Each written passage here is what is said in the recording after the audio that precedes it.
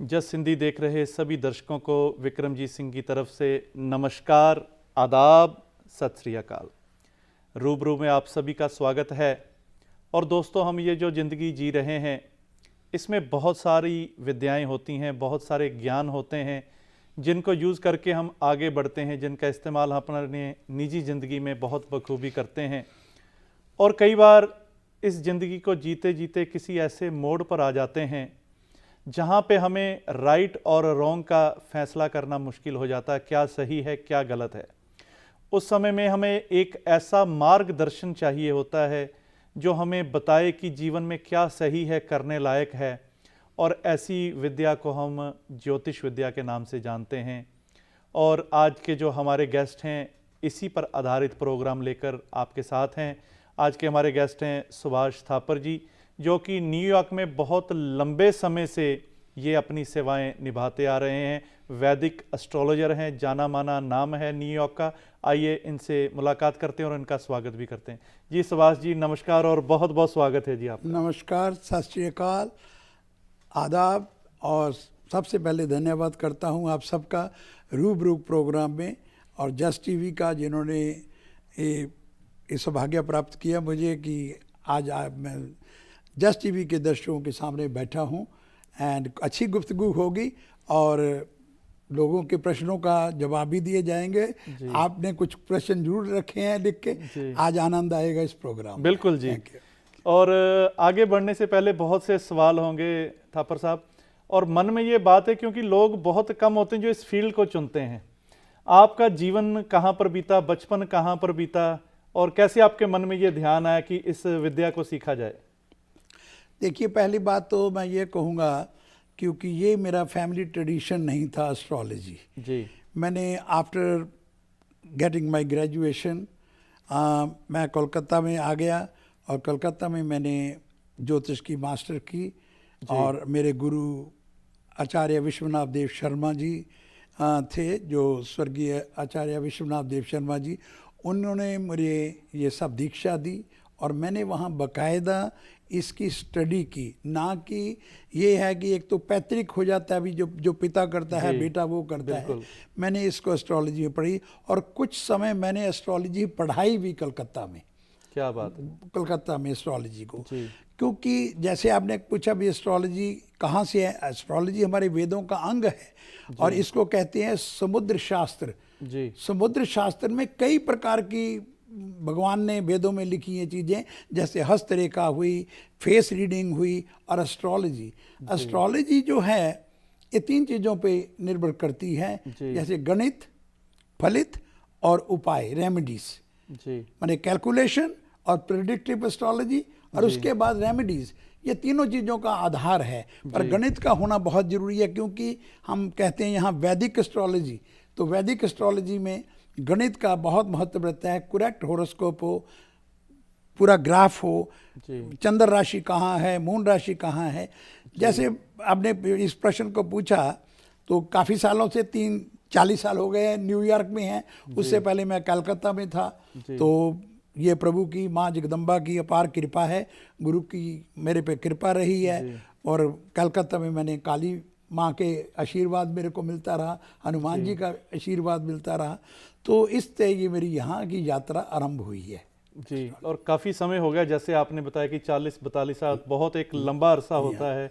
यहाँ पर आप आए, और यहाँ पे जब आप आए तो कैसे इस फील्ड में फिर गए, और कैसे संघर्ष ये हुआ? यात्रा तो मेरी कलकत्ता से शुरू हो गई थी जी। और मैं एस्ट्रोलॉजी के बेस पे ही यहाँ आया जी। तो एस्ट्रोलॉजी के बेस पे आया, तो प्रभु की कृपा थी जिसने मेरे को स्पॉन्सर किया। तो एस्ट्रोलॉजी के बेस पे ही आया था, क्योंकि डिग्री वगैरह थी, उसका लाभ हुआ। बहुत सालों से करते आ रहे हैं। पर हाँ, एक मेरी बात मैंने करता हूँ, मैं ITV में काफ़ी सालों से जुड़ा रहा, और जस्ट टीवी में काफ़ी सालों से जुड़ रहा। और थैंक यू फॉर पैनी संधू जी, जिन्होंने मेरे को ये फिर मौका दिया है, और इससे प्रचार होता रहा। तो मैंने कमर्शियल नहीं ज़्यादा किया। कमर्शियल मतलब क्या है, तो जब आप एस्ट्रोलॉजी को, मेरे गुरु जी ने बोला कि जब आप एस्ट्रोलॉजी को ज़्यादा कमर्शियल कर दोगे तो उसका मतलब क्या होगा, धन कमाने के लिए आप पैनिक क्रिएट करोगे। जो कि एस्ट्रोलॉजी में नहीं लिखा गया है। पहली बात तो मैं आपको एक बात क्लियर कर दूं विक्रम जी, क्या एस्ट्रोलॉजर आपकी भाग्य रेखाएं बदल देगा? मेरा जवाब है नहीं जी। एस्ट्रोलॉजी एक वेदों का ज्ञान है, गाइडलाइन है। जैसे गुरु के पास जाते हैं, कहते हैं गुरु ब्रह्मा गुरु विष्णु गुरु देवो महेश्वरा गुरु साक्षात परब्रह्म तस्मै श्री गुरुवे नमः।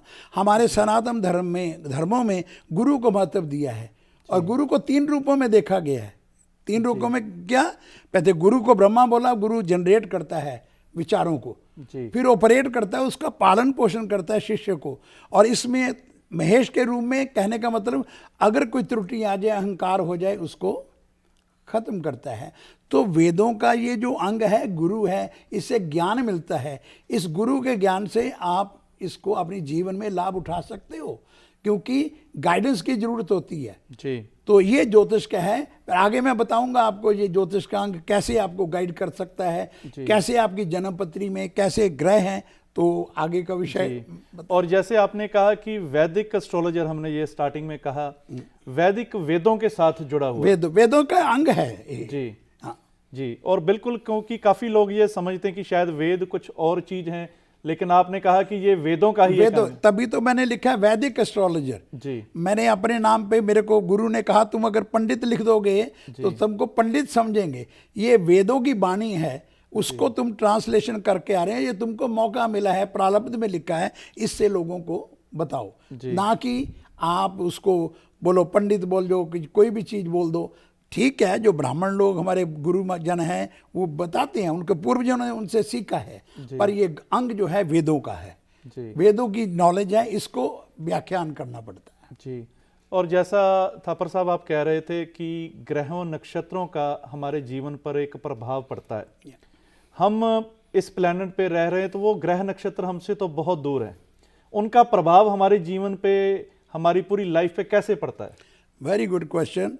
आपने जो क्वेश्चन पूछा है, वैसे ये लोगों के जो मन में भ्रम है दूर करने वाला क्वेश्चन है जी। एस्ट्रोलॉजी वेदों में क्या बताया? हमारा शरीर किसका बना हुआ है? हमारा शरीर 5 तत्व का है, 5 एलिमेंट्स जी। और ये 5 एलिमेंट्स हमको कहां से मिलते हैं? There are 1000 and 1000 galaxies in the sky, right. ब्रह्मांड में 1000 and 1000 है जी। हमारे जो एस्ट्रोलॉजी में ने हमने उनको 1000 को नहीं गिना, हमने उनको से चुन के नेक्टर ले लिया 9 ग्रहों का जी। जो 5 एलिमेंट में जल वायु अग्नि धरती और आकाश, ये हमने लिए, ये हमको प्राप्त होते हैं गैलेक्सी से। और नवग्रह लिया हमने, हमारे नवग्रह मानते हो, 27 नक्षत्र मानते हैं। नवग्रह जो है 9 ग्रह हैं, जैसे सन, सूर्य चंद्र मंगल बुध गुरु शुक्र शनि राहु और केतु, ये 9 अंग हैं इनके। अब ये 9 अंग किसको बिलोंग करते हैं? इनके उन्होंने आगे 12 राशियां बना दी हैं जी। 12 राशियां बनी हैं। जैसे 12 राशियों में कोई हर ग्रह को एक स्वामी बना दिया जी। अब आप कहेंगे जी वो जो 5 एलिमेंट्स क्या हैं? Sun is a source of energy, अग्नि, जैसे बना जल वायु अग्नि, इसी प्रकार sun is a source of energy. Moon is our mind also, moon जल, बुध वायु कह दिया, बृहस्पति गुरु कह दिया, और शुक्र डिजायर कह दिया, और शनि जो है हमारा टीचर है। लोग घबरा जाते हैं, कहते हैं शनि बहुत है जी, शनि से डर जाते हैं, अभी शनि क्या कर देगा।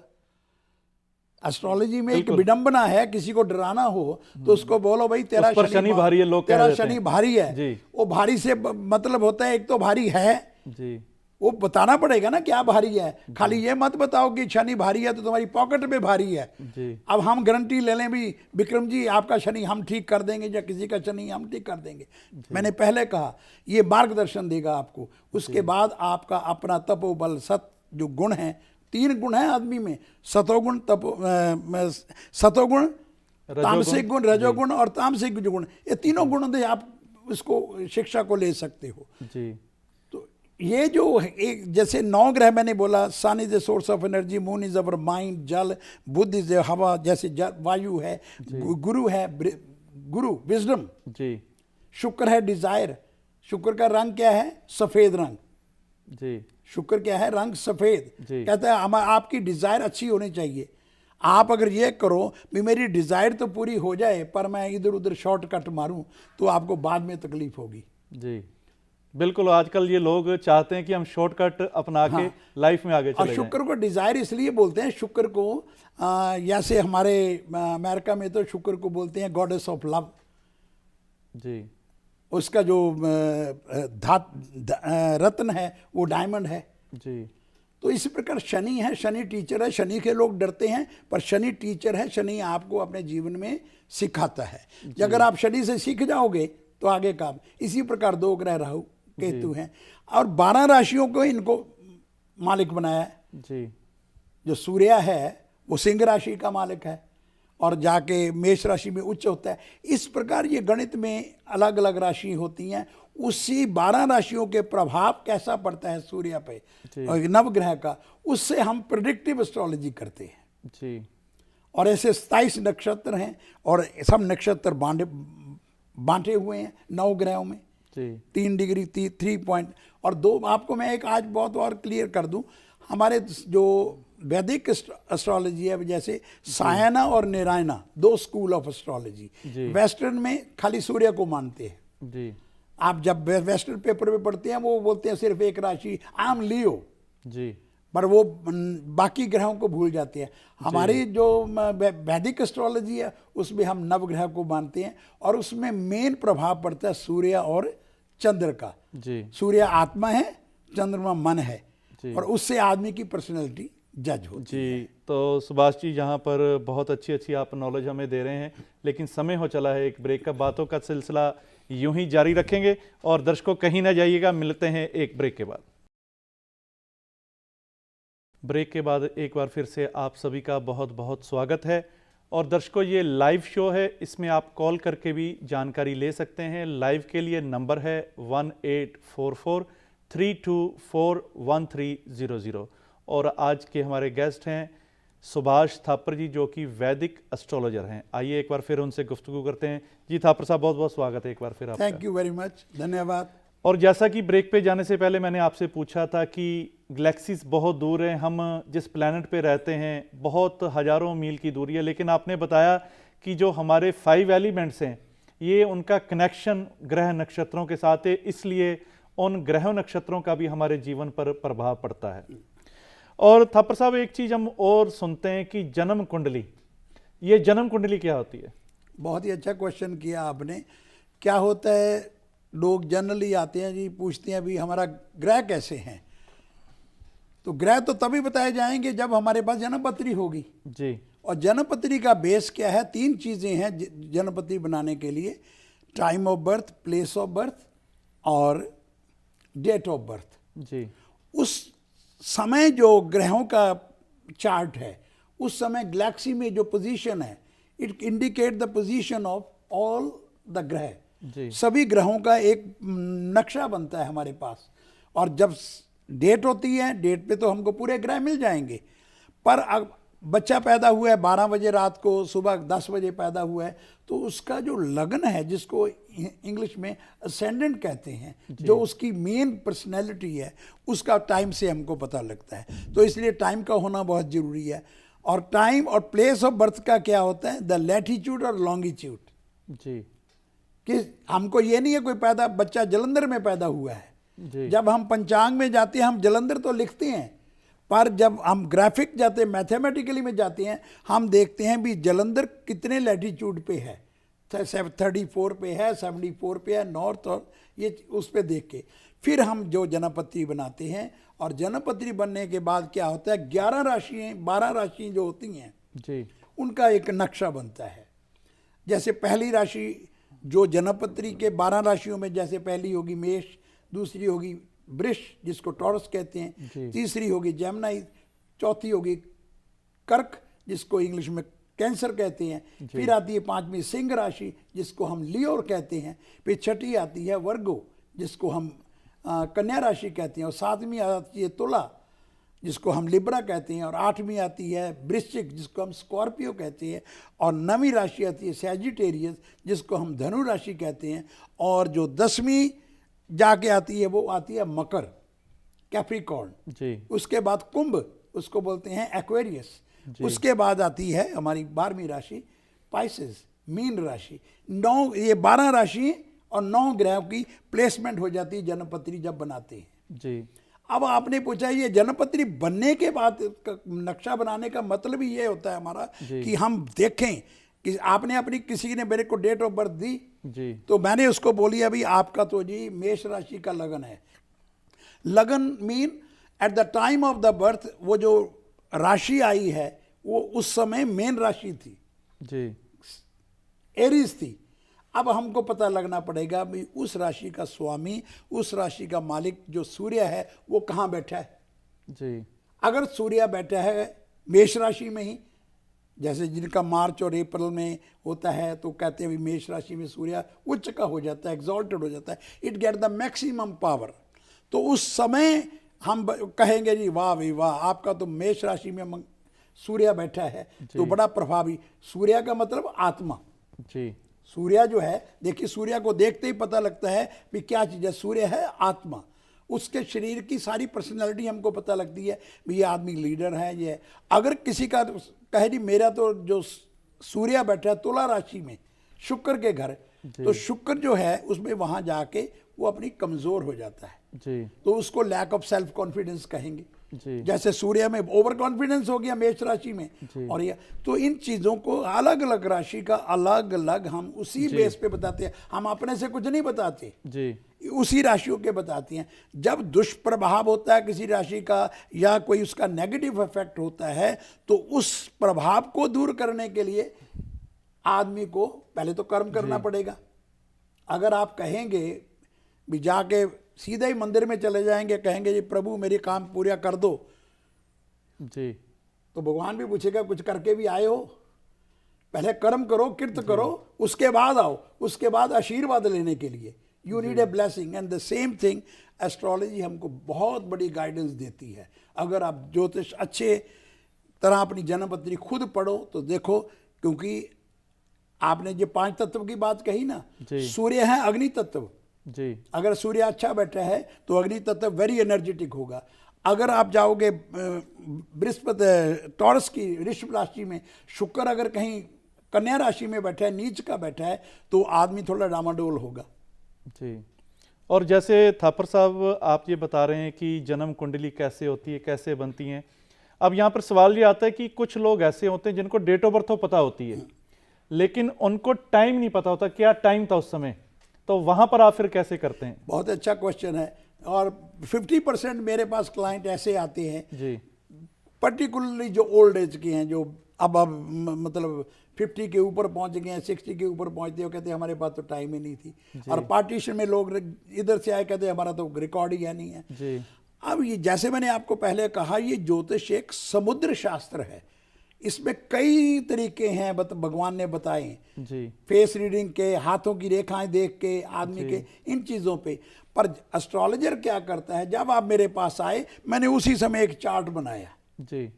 Eight the time of 11 o'clock I made a chart and I see the planetary position.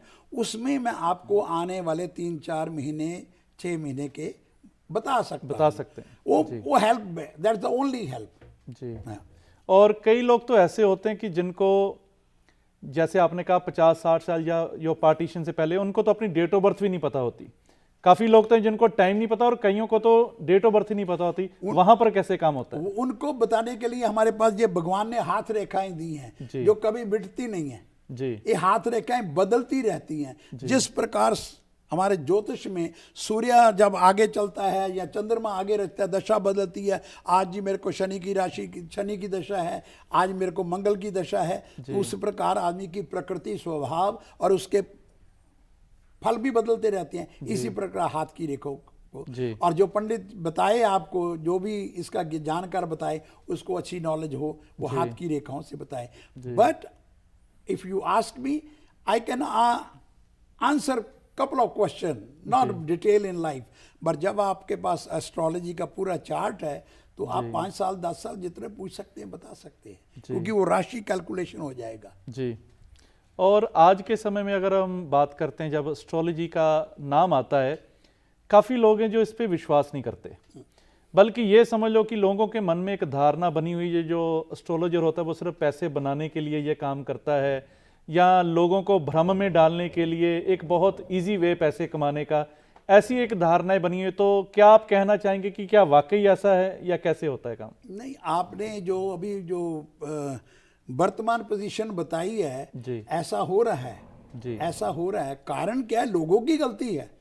लोग खुद तो कर्म करना नहीं चाहते। ये जन्म पत्री में 12 राशि हैं और 12 भाव हैं जिसको स्थान बोलते हैं। पहला जो भाव है वो शरीर का है जी दूसरा भाव है आदमी की वाण शक्ति में, वाक शक्ति में, मिलन में कैसा वाणी कैसी बोलेगा। तीसरा है उसके पराक्रम का। चौथा जो भाव है उसके सुख स्थान है, ट्रैवलिंग का है, उसके पास कन्वेंस होगी। पांचवा है संतान का, प्लानिंग का। छठा है रोग का, एनिमीज एक्टिविटी, दुश्मन कितने होंगे। सातवां है मैरिज लाइफ का। आठवां है मृत्यु का, लॉन्जिविटी का। नौवां है भाग्य का। 10वां है कर्म। जो 10वीं राशि 10वां फल है, भाव है, वो बताता है कर्म।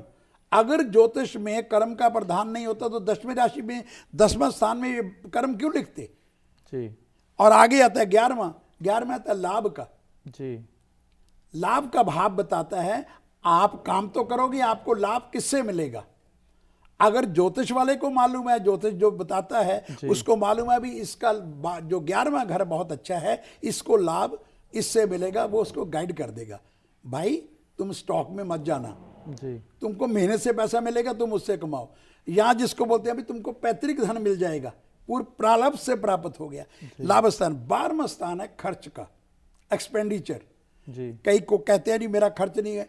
ज्योतिष अपने से कुछ नहीं बोलता ज्योतिषी, ये वैदिक एस्ट्रोलॉजी है। उसके 12 घरों के जो मैंने भाव बताए हैं इसी को हम प्रश्न मान लेते हैं और इसी से आपको गाइडेंस देती हैं और राशियों के हिसाब से। और राशि का ज्ञान पहले होना चाहिए, चार्ट होना चाहिए, हॉरोस्कोप होनी चाहिए। जी बिल्कुल, बहुत खूब। और जैसे आपने कहा कि ये आज के समय में ऐसा हो रहा है, लोग ऐसा करते हैं। वो हो रहा इसलिए हो रहा है। आपने जो क्वेश्चन पूछा अभी, देखिए मैंने आपको बता दिया भी आपका मंगल थोड़ा खराब है। जी खराब का मतलब क्या है? मंगल है एनर्जेटिक पॉइंट, शक्ति, एनर्जी। तो आपके पास नेगेटिव एनर्जी है जी। तो आपको क्रोध आता है, टेम्परामेंट होता है, परिवार में झगड़े होते हैं, ये सब होते हैं। तो आप इसको कैसे ठीक करोगे? अगर मैं ये कहूँगी मैंने ठेका ले लिया जी, मैं आपका कर दूंगा ठीक, वो तो मैंने अपने मन से जोड़ा है, is not part of the astrology. जी मैं उनको ये बता सकता हूँ आप गुरुद्वारा साहब जाइए, आप मंदिर जाइए, हर ईष्ट बनाया है, इस दिन गाइड करिए, भक्ति करिए, तपोवन से करिए, भगवान सबको चेंज करता है। देखिए जो बात है, जो हमारी किस्मत में लिखा है आपको मिल जाएगा। मैं दर्शकों को भी बोलता हूँ जी। जो किस्मत में लिखा है उसको आपको मिलना है। और दरबार में जाके, गुरु के दरबार में जाके, मंदिर में जाके क्या मिलता है? जो आपकी किस्मत में नहीं लिखता, वो दिशा बदल देते हैं। जी आपने पीरों फकीरों से सुना है, बुजुर्गों से, वो दशा बदल देते हैं। पर अगर कहूँ मैं भी आप मेरे को जी अभी $500 दे दिए, हफ्ते में आपका रिजल्ट दे दूंगा, आप बेवकूफ़ हैं। जी आपने कर्म तो किया नहीं, आप $500 देने जा तैयार हो गए। उस गाइड को लीजिए भी मेरे से गलती कहाँ हो रही है। अगर मंगल मेरे को क्रोध आ रहा है तो मैं शांत करूँ क्रोध को। जी। परिवार में अगर कलह हो रही है उसका मतलब ये तो नहीं है। हाँ, आप वैदिक रीति से, धार्मिक जिसमें आपका इष्ट है उससे प्रार्थना करिए, हे प्रभु हमारे पे कृपा करो। जी। पर बदल कोई नहीं सकता, बदल वही होगा। भगवान के जैसे मैंने कहा दरबार में वो मिलती है चीज जी जो किस्मत में नहीं होती। ज्योतिष में ये बताता है जो किस्मत में है वो तो मिल ही जाएगा। जी बिल्कुल। आप तो विक्रम जी इतने ज्ञानी हैं, आपके ऊपर कृपा है, निरंकार साहब दी बहुत आपके ऊपर कृपा है, आप तो ज़्यादा समझते हैं। और मेरा एक्सपीरियंस है इतने सालों का, क्योंकि यहाँ 40 साल हो गए हैं, मैं कलकत्ता में करता रहा और मैं पंजाब से हूँ, लुधियाना में भी करता रहा। एक संस्कार ऐसे बने और प्रैक्टिकली सीखी बात को। तो लोग ये बात सुनने नहीं आते। मेरे पास भी लोग आते हैं जो कहते हैं हमको ये लेक्चर नहीं सुनना, हमको ये बता दी हमारा काम क्या होगा। अगर मैं आपको बता दूं काम किया, आप दूसरे हफ्ते आ जाएंगे थापर साहब मेरा तो काम बना ही नहीं, अब मैं क्या करूं। क्योंकि आपने मेरे तरीके से तो काम किया ही नहीं। बिल्कुल। और जैसे कि आप बहुत अच्छी अच्छी यहाँ पर आपने बातें बताई, और यहाँ फिर समय हो चला थापर साहब एक ब्रेक का, और दर्शकों कहीं ना जाइएगा, और भी बहुत से सवाल है जो थापर साहब से करेंगे, और मिलते हैं एक ब्रेक के बाद।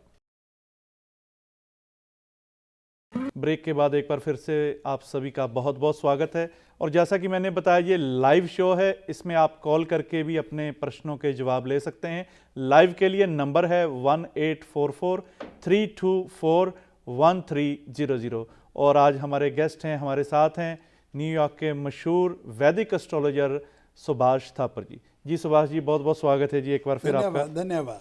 और बहुत अच्छी जानकारी आप हमारे दर्शकों के साथ साझा कर रहे हैं। और थापर साहब जी, मैं पूछना चाहूँगा, जब विवाह का समय होता है, बच्चा बच्ची के लिए शादी का वो एक मुहूर्त निकालना होता है, तब कहा जाता है कि इनकी कुंडलियाँ मिलाई जाएं। तो कुंडलियाँ मिलाना क्यों जरूरी है? या ये कह लीजिए कि जो लोग कुंडलियाँ नहीं मिलवाते, क्या उनकी शादियाँ सफल नहीं होती? शादियाँ हमने देखा उनकी भी सफल होती हैं, लेकिन ये मिलाना कुंडली कहाँ तक जरूरी है, इसके बारे में आप बताइए। देखिए, ये हर माँ बाप, हर माता और पिता का ये फर्ज बनता है, और उनकी इच्छा होती है हमारे बच्चों का जीवन सुखमयी हो, उनको सुख की प्राप्ति हो, उनका जीवन की जो शादी की जो है वो लंबी चले, उनमें कोई त्रुटि ना आए, कोई विघ्न ना पड़े। तो इसलिए उनके मन में वहम होता है भी चलो हम लड़के की और लड़की की जन्मपत्री बना लें ताकि दोनों को देख लें जी। जब जन्मपत्री बनाते हैं तो दोनों के ग्रह को देखते हैं, किसका ग्रह भारी है। भारी का मतलब क्या है? देखिए, मैंने 5 तत्व बोला है, 5 तत्व इस तरफ हैं, 5 तत्व इस तरफ हैं जी। अगर मंगल जो मेन ग्रह मिलाते हैं हम जन्मपत्री में, जब जन्मपत्री में बनाते हैं, अभी हमारे तो कहते हैं भी 36 गुण जी। 36 गुण होते हैं। 36 गुणों में कहते हैं 18 तक मिल जाएं तो शादी वैलिड होगी, चिंता करने की बात नहीं है जी। पर वैलिड क्या होगी, क्या होता है? देखिए, मंगल ग्रह का जो प्रथम स्थान पे, चौथे स्थान पे, सप्तम स्थान पे और 12वें स्थान पे, 8वें स्थान पे जब बैठता है, ये मंगल दोष करता है। कहते हैं मंगल भवन अमंगल हारी, द्रवमुस दशरथ अजर बिहारी। अगर घर में मंगल हो तो सब कुछ ठीक है, अगर थोड़ी सी मंगल की इधर उधर बात हो जाए तो क्या होगा? स्वभाव बदल जाएगा जी। लड़के का स्वभाव बहुत अच्छा है, लड़की का स्वभाव नहीं ठीक। जी। स्वभाव का मतलब गुण तो नहीं बदल सकते आप, वो तो आपको भगवान ने दिए हैं। वो आपको जो मैंने 5 तत्व बोले हैं उसमें अग्नि तत्व ज़्यादा है। अब उसको नेगेटिव से पॉजिटिव बनाने के लिए हम देखते हैं मिल जाए जन्मपत्री। जी। जन्मपत्री मिलाते हैं, हम देखते हैं अभी अगर ये इसका भी मंगल थोड़ा ढीला है, इसका भी है, तो दोनों को रिजल्ट नलीफाई हो गया जी। एक गुजारा कर लेंगे। अगर एक बहुत स्वभाव का लड़का बहुत स्वभाव का गर्म है और लड़की है तो दोनों की डिसअपॉइंटमेंट होगी, जी। ओपिनियन नहीं मिलेगी जी। वो विचार चले, नहीं गाड़ी मिलते। तो चलेगी जी। या तो फिर वो अपने कर्मों द्वारा, अपनी भक्ति द्वारा, अपने रिलीजियस शक्ति द्वारा अपने आप को चेंज करें। जी। ऐसा है जन्मपत्री में, अगर भगवान ने सब कलर सबको नहीं दिए, जी। मैं लोगों अपने जो भी दर्शक है उनको बता रहा हूं, जी। भगवान ने ये जन्मपत्री जो आपका साइन हुआ है ये आपने चुनाव नहीं किया। जी। पहले मैं एक सिंपल बात बताता हूँ, sorry I am taking line, ज़्यादा टाइम ले रहा हूँ आपका। जी। जी, कोई बात नहीं, आप बताइए। बल्कि पर एक बात बताइएगा मेरे को, आपने अपने माता पिता का चुनाव किया? नहीं किया। भाई का चुनाव किया? नहीं किया। है ताया चाचा किसी का, आपने जितनी फैमिली के किसी का चुनाव आपकी मदद से हुए हैं? नहीं हुआ। आपको प्लेट में मिल गए सब, यहाँ आने के बाद रिश्तेदार। जी। इसमें जन्मपत्री में 7वां स्थान है पार्टनर का, मैरिज का। उसमें भगवान को दोष नहीं दे सकते, वो आपने चुना है। मित्र किसने चुना है? आपने चुना है। अगर जीवन में मित्र गलत हो जाए जी। तो आपको रॉन्ग दिशा में ले जाएगा, जी। नेगेटिव में ले जाएगा। आप सारी उम्र उसको फिर डॉक्टरों के पास जाओ, जी मैं करता हूं। जी। पहले मित्र क्या करेगा? पहले तो फ्री पिला देगा, अरे यार पी लो, मित्रता चले गई या पीना शुरू हो गया। क्योंकि मित्र का चुनाव आपने किया है जी। तो आपको देखना पड़ेगा, मेरी जन्मपत्री में लिखा है मेरे को गलत कोई मित्र मिल जाएगा, उस मित्र को मैं बचूं उससे। अगर आप नहीं बच सकते, इसका मतलब आपने वो ज्ञान नहीं लिया अपनी जन्मपत्री से। ये गाइडेंस है। इसी प्रकार एक स्लाइड गाइडेंस है भी दोनों की जन्मपत्री में हैं। जो मंगल का दोष होता है उसमें 3 चीजें देखी जाती हैं। लड़का लड़की की लॉन्जेविटी, जी, संतान पक्ष दोनों का भारी है, अच्छा है जी, हैं, कंजुगल लाइफ अच्छी है, हार्मोनी है लाइफ में। यही तो चीजें होनी चाहिए शादी में 3। बिल्कुल, भी लंबी समय मैरिज जाए, या तो अपने आप को बदल लो। अगर आपका मंगल ठीक नहीं, आपको लगता है जब भी मेरे को गुस्सा आता है जी। तो मंगल ठीक करने के लिए बहुत कड़वा घूंट पड़ना पड़ेगा। You have to change your attitude, you have to reset your attitude परमात्मा की कृपा के साथ, जी, तब ठीक हो गया मंगल आपका। जी, आपने स्वीकार कर लिया मेरे को भगवान ने ये कलर दिया है। 7 कलर नहीं दिए आपको, जी। 2 कलर अच्छे। किसी के पास शक्ति बहुत है, किसी के पास विजडम बहुत है, किसी के पास गणित बहुत है। अब देखिए सिंपल चीज है, अगर जो जन्मपत्री में मिथुन राशि और कर्क राशि का मालिक है बुध, जी, बुध का मतलब बुद्धि, ज्ञान। जी, कौन सा ज्ञान? एकेडमिक एजुकेशन, आपकी ग्रास्पिंग पावर, आप कैसे सीख रहे हो। कईयों के ऐसे होता है एक बात सीख लेते हैं फटाफट याद हो जाता है उसको, तो बिल्कुल, आपने उससे लिया। उसके अगली राशि जो आती है बुध के बाद अगला ग्रह कौन आता है? गुरु, बृहस्पति, जुपिटर। जी, अब जुपिटर आपको सिखाता नहीं है, जुपिटर विजडम है। वो कहां से मिलेगी? आपकी धार्मिक भावनाओं से, गुरु की कृपा से। यहां फिर गुरु प्रधान हो गया। जी, गुरु को तो मानते हो आप, पर क्या गुरु की भी मानते हो? यहाँ पर ये कमी रह जाती है। यहां पे कमी रह जाती है। जी। गुरु को तो मानते हैं हम, जी। हाँ जी, हम मान लिया गुरु तो हमारे बहुत बड़े हैं, जी। पर आप गुरु की मानने लग जाओगे, आपका कल्याण हो जाएगा। बहुत अच्छा। जैसे लोग कहते हैं हम पिताजी हमारे बहुत अच्छे हैं, हाँ, पिता को बहुत सत्कार देते हैं, लेकिन पिता की बात कोई नहीं मानता। मानता। फिर वो सत्कार भी जो है एक सिर्फ शब्दों का वो सत्कार। जब मैंने कहा ना जुपिटर अच्छा बनाना पड़ेगा, बृहस्पति जी। अच्छा बनाना पड़ेगा। जी। बृहस्पति का कलर क्या है? सैफरन, पीला वस्त्र। जी, देखने से एकदम मन में शांति हो जाती है। अब शनि का जो वस्त्र है, जो शनि का रूप देते हैं, जो मूर्तियों में देखिए काला दिखाते हैं शनि को, ब्लैक, जी, जबकि ब्लैक कलर सभी कलरों का मिलाने से एक ही ब्लैक बन जाता है। जी, पर उसका मतलब उसमें नेगेटिविटी भी होती है। जी, सरस्वती का कलर है, शुक्र का कलर है वाइट, जी, बुध का है हरा। हर ग्रहों का कलर भी अलग अलग है। इसको कलर थेरेपी भी कहते हैं। आप उससे बच सकते हो। कहने का मतलब आपके पास जो पॉजिटिव ऑरा पैदा करनी अरोमा आपके पास होनी चाहिए, वो आपके सात्विक भजन से हो। जी। और जहाँ ये आप जो मंगल की बात कर रहे हैं थापर साहब, अक्सर ये हम शादी के टाइम पे सुनते हैं, काफ़ी लड़के लड़कियों के बारे ये मंगलीक है, मंगलीक है, तो इसके शादी के लिए वो बड़ा सा एक बोझ समझा जाता है जब ये शब्द सुनते हैं अच्छा, मंगलीक। पहले तो आप ये समझिए भी मंगलीक कैसा है। जी, पहले तो मंगल का मंगलीक कहने से हमको पता लगता है something wrong with the Mangal, जी, और it should not be wrong with the Mangal, और Mangal should be it well placed. यही है ना, जी, भी मंगल का अच्छे भाव में बैठा होना चाहिए, समझिए ना। जी, अब मंगल अगर पहले स्थान पे बैठा है जन्मपत्री में, लगन में, तो क्या होगा? वो आदमी बड़ी एनर्जी वाला होगा अगर उसमें पॉजिटिविटी है। अगर वो अपनी मित्र राशि में बैठा है, जी, अगर दूसरे स्थान में बैठा है तो वो क्रोध करेगा, वाणी बहुत बोलेगा, फ्रैंकनेस होगी। कई बारी ज़्यादा फ्रैंकनेस भी ठीक नहीं होती, डिप्लोमेसी को करना पड़ता है। जी, तो कहने का मतलब ये है भी मंगल अगर चौथे स्थान में है तो सुख स्थान है। अगर वहाँ की राशि कमज़ोर है, लड़की का भी मंगल वहाँ ठीक नहीं है, लड़के हैं, तो उन दोनों को सुख में कष्ट होगा। कंफर्ट्स ऑफ द लाइफ मिलने में बहुत मेहनत करनी पड़ेगी। 5वां स्थान है संतान का, पर पहला, चौथा, 7वां और 8वां, जो 7वां और 8वां होता है, 7वां जो घर होता है उसको बोलते हैं कंजुगल लाइफ, पार्टनरशिप। खाली आप ये मत सोचिए भी शादी में मंगल काम करेगा, लोगों की पार्टनरशिप टूट जाती है। मतलब कहने का 7वां घर ही है पार्टनर। आपके संबंध में कौन है, आप किसकी पॉजिटिविटी ला रहे हो, किसकी नेगेटिविटी ला रहे हो। जी, अगर आपको ज्ञान हो जाए, ये थोड़ा है, आप you can reset your attitude फिर आगे कर्म प्रधान आ गया ना। 10वें स्थान में मैंने बोला जन्मपत्री में कर्म स्थान है। काम करने से 60-70% आपने अपने को सेट कर लिया, सामने वाले ने सेट कर लिया।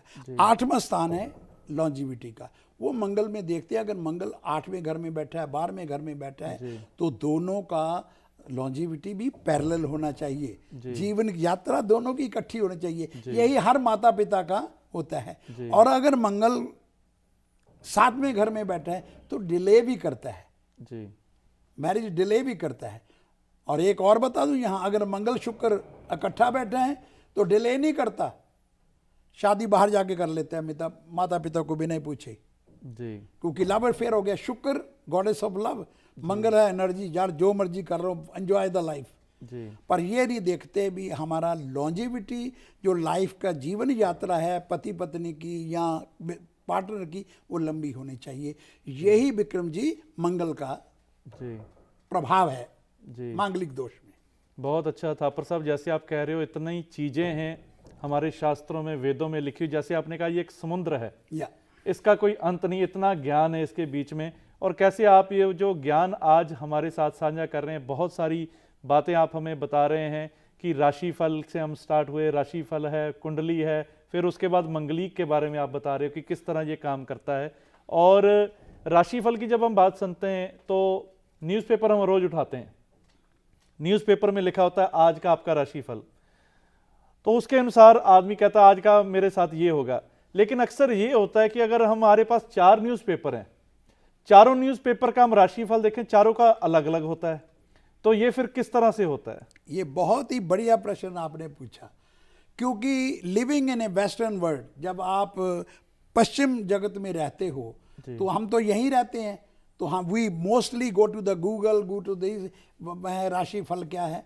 आजकल तो बहुत आसान हो गया। मुझे मालूम है जब मैं 40 साल पहले यहाँ आया था, मेरे को एक जन्मपत्री बनाने के लिए पूरा दिन लगता था, क्योंकि हाथ से कैलकुलेशन करते थे, पंचांग निकालते थे। अब तो आसान हो गया, ऐसे सॉफ्टवेयर बन गए हैं, रिलायबल सॉफ्टवेयर बन गए जो आपको रेडी बता देते हैं जन्म राशि कौन है वो है जी। तो मतलब कहने का ये है भी, जो ये राशि हैं, जितनी राशि हैं, हर राशि का अपना अपना प्रभाव है उस राशि के हिसाब से। आपने एक बात कही जो पश्चिम जगत में, जब सॉरी मैं आउट ऑफ ट्रैक चला गया, बहुत अच्छा क्वेश्चन जो पूछा था, भी राशि अलग अलग था पर साहब, बल्कि मैं ये कहूँ इसका जवाब हम जरूर लेंगे, लेकिन समय हो चला ब्रेक का, इसका जवाब हम ब्रेक के बाद लेंगे। अब जी दर्शकों कहीं ना जाइएगा, बहुत अच्छी अच्छी जानकारी फिर लेते हैं थापर साहब से ब्रेक के बाद। ब्रेक के बाद एक बार फिर से आप सभी का बहुत बहुत स्वागत है और हमारे साथ हैं न्यूयॉर्क के वैदिक एस्ट्रोलॉजर सुभाष थापर जी। बहुत अच्छी हमें जो जानकारी ये साझा कर रहे हैं। आइए एक बार फिर इनसे मुखातिब होते हैं। जी थापर साहब बहुत बहुत स्वागत है एक बार। बहुत बहुत धन्यवाद एंड दर्शकों का भी स्वागत करते हैं। और कोई भी प्रश्न हो आप बेधड़क होकर पूछिएगा, क्योंकि हमारा ये पैशन है, तो चाहते हैं भी आप किसी भी भ्रम में मत रहिए। विक्रम जी ने आज बहुत ही बड़ा एक उपराला किया है ऐसे शो को लाके, और आपका धन्यवाद है जो आपने हमें समय दिया। जी जैसे ब्रेक पे जाने से पहले आप बता रहे थे कि राशिफल जैसे हर एक का अलग अलग होता है न्यूज़पेपर्स में, वो कैसे उसका देखिए ऐसा, there is a 2 school of astrology जी, पश्चिम का और हमारे ईस्ट का, भारत का जी।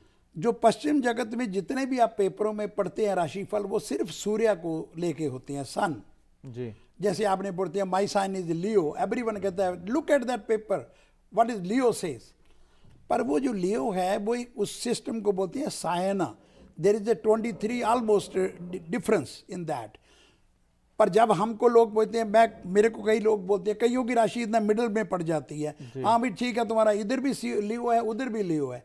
कई बार जब हम कहते हैं no no no you are not Leo, you are Cancer, आप कर्क राशि में हो जी। तो लोग घबरा जाते हैं, बोले यार ये कैसे हो सकता है, क्योंकि there are 2 school of astrology.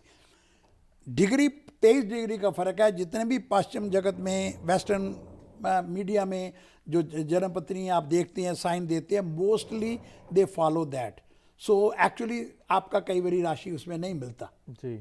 और अलग अलग बताने के लिए व्याख्यान करना पड़ता है। एक अगर मैं आपको कहूँ भी मैं आपका फल बताऊँ राशि फल, तो मेरे को बाकी ग्रहों का, और सबसे इम्पॉर्टेंट चीज़ है जो हमारी वैदिक एस्ट्रोलॉजी है उसमें चंद्रमा को बहुत ध्यान दिया है, मून को बहुत दिया है, क्योंकि सारी कैलकुलेशन सूर्य सिद्धांत और मून से होती है।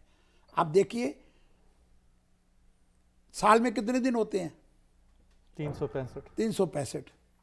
और जो हमारा ये राशि है 12 राशियों को बोला है हमने 30 डिग्री, ईच राशि को कितना असाइनमेंट मिला? 30 डिग्री का, मतलब 30 दिन। सूर्य सिद्धांत में महीने का कितना दिन का होता है?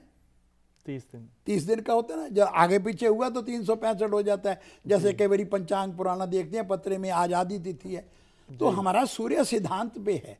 अगर आप सूर्य सिद्धांत को फॉलो करो, अगर आप अपनी मून राशि को फॉलो करो, मैं तो ये कहूँगा सबसे पहले अगर सीरियस है, अगर फन के लिए करना तो कोई बात नहीं, आप फन पे पढ़िए, आपको खुश हो जाएंगे, अरे मेरा आज का दिन तो बहुत अच्छा है। बाद में पता लगता आज सबसे खराब हो गया, मेरा मूड खराब हो गया।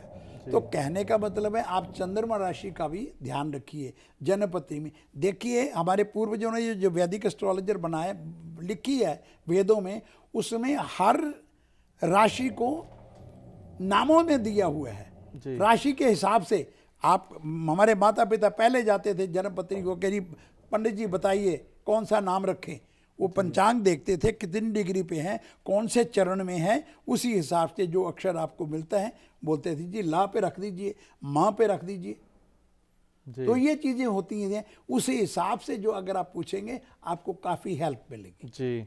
और थापर साहब जैसे काफ़ी लोग प्रिडिक्ट करते हैं, काफ़ी एस्ट्रोलॉजर जो बताते हैं कि आने वाला समय कैसा होगा, और जबकि हम ये एक बातें सुनते आ रहे थे 2019 में जो 2020 शुरू होगा ये दुनिया के लिए एक बहुत अच्छा होगा, दुनिया इसमें बड़ी खुश रहेगी, लेकिन हुआ बिल्कुल इसके उलट।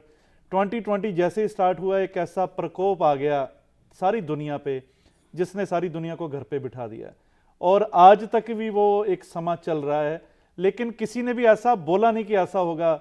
ये कैसे हो गया फिर? देखिए ये जो महामारी है या जो आपदा आती हैं, पहली बात बहुत कम लोग इसको प्रिडिक्ट कर पाते हैं जी, क्योंकि एक तो जन्मपत्री नहीं है, इसमें विश्व को लेके बात हुई है। मैं भारत के लिए बताता हूं आपको जी। भारत के लिए मकर राशि लकी राशि है, और शनि जब बैठा मकर राशि में आ गया। शनि कहाँ आ गया? मकर राशि में। अभी शनि मकर में, अभी कुंभ में चला जाएगा, कुंभ के बाद शनि मीन में जाएगा। तो जो शनि का एक राशि में रहने का 2 साल 10 महीने के करीब रहता है, तो आने वाले बाकी 2 साल 10 महीने और रह गए हैं, अभी कुंभ में चला जाएगा। तो कुंभ में तो आप ये सोचिए भी भारत का नुकसान कम हुआ है जी। अगर शनि वहाँ मंगल के साथ बैठा होता तो इतना नुकसान होता कि आप यकीन नहीं कर सकते जी। ये महामारी को बताना बड़ा मुश्किल है। आपदा को, साइक्लोन, तूफान, फ्लड, ये बहुत मुश्किल से ये हम गैस करते हैं, बता देते हैं जी आने वाले 4 प्रेडिक्शन कर दो को तो ठीक हो ही जाएगा जी। पर मैं ये कहता हूँ शनि की अपार कृपा रही फिर भी भारत के ऊपर प्रभाव कम पड़ा है, नहीं तो बहुत कुछ बुरा हो सकता था जी। और आप आने वाले समय के लिए क्या कहेंगे? जैसे 2022 अभी जस्ट स्टार्ट हुआ है। फिर मैं वही आता हूँ जी। भारत के लिए और विश्व के लिए, क्योंकि शनि जो Saturn is moving through sign Aquarius, जो उसका अपना स्थान है। शनि जो है ये आपदा लाता है, शनि जो है ये स्लो प्लैनेट है, 2 साल 10 महीने। तो शनि अभी अच्छा है, विश्व के लिए ठीक है, कोई इसमें नहीं। शनि आएगा कुछ ना कुछ तो इधर उधर हो ही रहा है जी। ये मानसिक प्रताड़ना तो सबको मिल रही है, पर इसमें कोई ऐसी डरने वाली बात नहीं है। जी। आने वाले साल में ठीक होगा। मैं आपको ऐसी होप नहीं देता अभी कल से ही आप कह दो जी। देखिए धीरे धीरे अभी मास्क उतार रहे हैं लोग, जी। गवर्नमेंट भी कह रही है, सब कुछ हो गया, प्रभु की कृपा रहेगी, सब जी, ठीक होगा। बिल्कुल ऐसी आशा करते हैं जी। जो हमने एक समय देखा काफी एक भयानक दौर था, उस दौर से जल्दी ये सारा विश्व जो है बाहर आए। हमने बहुत अपने खोए हैं जी। मैं देखिए आप यकीन मानिए, हम धार्मिक प्राण के बंदे हैं, हम बोलते हैं और मुझे बड़ा दुख होता है ये कहते हुए। मैंने अपनी आंखों से, मैंने 55 साल के 45 साल के लड़के या लड़कियां समझो या माताएं बहनें चलो इस महामारी में चले गए, हमारे अपने जो जिनको कहते हैं। और दुख की बात ये होगी, हम कहते हैं जी बाप को दाह संस्कार बेटा करेगा, वहां दाह संस्कार का मतलब ही नहीं मिला, मतलब ही नहीं, हाथ भी लगाने का समय नहीं मिला। अगले ने कहा ये फोटो देखो जूम पे, आपको मालूम नहीं मेरा पिता है, मेरी बहन है, कौन है, अगले ने उसको कर दिया। जी इससे एक सबक मिला आपको, जी चिंतन करना भगवान के लिए। बिल्कुल, जितना चिंतन अभी हुआ है ना, कभी नहीं हुआ है लोगों के। जी सही कह रहे हो। और लोग ये समझ रहे थे कि सारा कुछ हम करने वाले हैं। हाँ, लेकिन जब किसी लोगों से आप पूछते थे, लोग कहते थे हमारे पास तो मरने का टाइम नहीं है। या अक्सर ये लोगों की जुबान पे होता था, हम इतने बिजी हैं, हमारे पास तो टाइम ही नहीं। मैं आपको बताऊं एक छोटी सी एग्जांपल, अगर आपकी आज्ञा हो। जी 2 साल हो गए हम मंदिर में जाते थे, जी तो भय ऐसा पैदा हो गया, अभी मंदिर वालों ने कह दिया थापर साहब अभी भी आप बचिए, हैं? जी तो हमने सोचा भी हमारा तो पैशन है, हम कैसे भक्ति करें। जी तो मैंने अपने घर में स्टूडियो बना लिया। हर मंगलवार को और शनिवार को हनुमान चालीसा का पाठ फेसबुक पे लाइव करता हूँ। मैंने अपना ध्यान करता हूँ, जो जुड़े हैं वो बढ़िया हैं, जी जो जुड़ जाएं, उसमें कोई कमर्शियल नहीं, किसी से पैसा नहीं लेना, जी भगवान की दया से विक्रम जी भगवान ने दिया हुआ है सबका। जी पर एक मार्ग हो गया, जो मैंने आपको कहा था चिंतन जी लोग भूल गए थे, अब वो चिंतन शुरू हो गया। जी बिल्कुल जी। और जैसे थापर साहब आपने कहा कि आप कमर्शियल नहीं करते, और लोग अक्सर पैसे कमाने के लिए बहुत कुछ करते हैं, आप उस तरफ नहीं जाते, तो कैसे एक आपका ये रुझान बढ़ा कि कैसे ये एक कृपा आप पर हुई? देखिए मेरे गुरु जो आचार्य विश्वनाथ देव जी शर्मा, जो इस धरती से चले गए, ब्रह्मलीन है। जी मैं कलकत्ता में था, मेरा काम कलकत्ता में था, और कलकत्ता में ऐसे संस्कार, जब कहते हैं ना गुरु बिन ज्ञान ना मिले, जी वो हमको सिखाते थे। तो उन्होंने एक मेरे को कहा था बात, सिंपल बात कही थी भी, बंगाली में बोलते यदि तुम्हें यही सब्जेक्टे कमर्शियल करे देवो ताले तुम्हारा जीवने कोनो पर्पज नहीं, जीवन का लेने का हिस्सा ही नहीं, तुम जी क्या पर्पज के लिए जीवन लिया है। तो हम बोले थे, बोले हाँ जो दक्षिणा तुम्हारा देगा क्लाइंट वो तुमको देगा।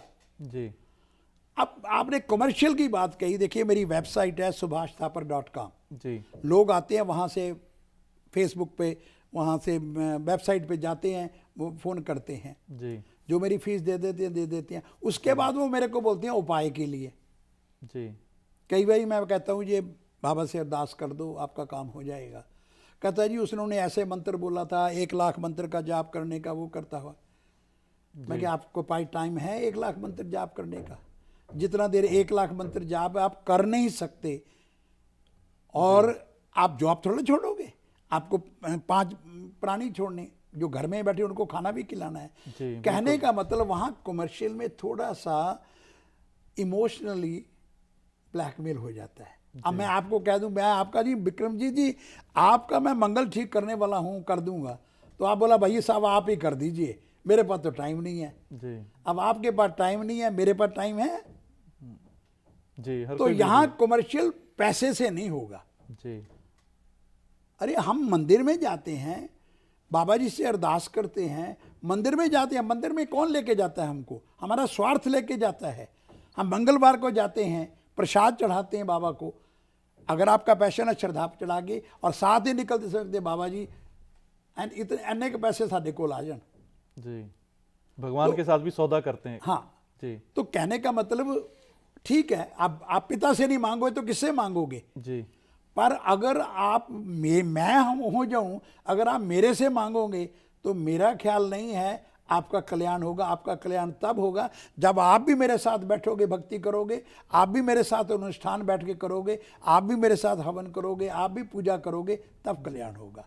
आपके पास अगर टाइम नहीं है तो वह जो भी ज्योतिषी आएगा वो आपको बोलेगा बस जी क्रेडिट कार्ड पे चार्ज, जी 7 दिन में गारंटी, आपकी समस्या दूर, जी आपका पत्नी से झगड़ा है आपका अलग करवा देंगे। जोड़ने की तो बात छोड़ो, हमारा ज्योतिष ये कहता है अलग नहीं होना, एटीट्यूड को रीसेट करना है। जो जलवायु अग्नि तत्व, ये जो 5 तत्व हैं, इनको रीसेट हम कर देंगे, आपको बताएंगे, आपका कल्याण हो जाएगा। बहुत बहुत धन्यवाद थापर साहब, बहुत अच्छी अच्छी बातें आप बता रहे हैं। बहुत बहुत धन्यवाद आपका। और समय तो ऐसा लग रहा है कि अभी रहा नहीं, लेकिन मन में बातें बहुत सी हैं जो आपसे पूछने वाली अभी रह गई। कोई बात नहीं, फिर दोबारा मौका मिले फिर आपसे ये सारा कुछ गुफ्तगू करेंगे। और बहुत बहुत वंस अगेन थैंक यू आपका। Thank you very much just TV का बहुत बहुत, और दर्शकों को कहूँगा अभी जस्ट टीवी को साथ जुड़े रहें, मैं तो जुड़ा रहता ही हूँ तो। और पैनी जी का भी बहुत बहुत धन्यवाद, और विक्रम जी आपका भी, आप तो ज्ञानी हो, आपके पास तो जो स्पिरिचुअल गुरु की कृपा है आपके ऊपर, मैं तो बरसों से देख रहा हूँ, and I am proud of you. Thank you जी। I am proud of you, you are in that passion and you are doing great job. Thank you बहुत बहुत जी, नमस्कार।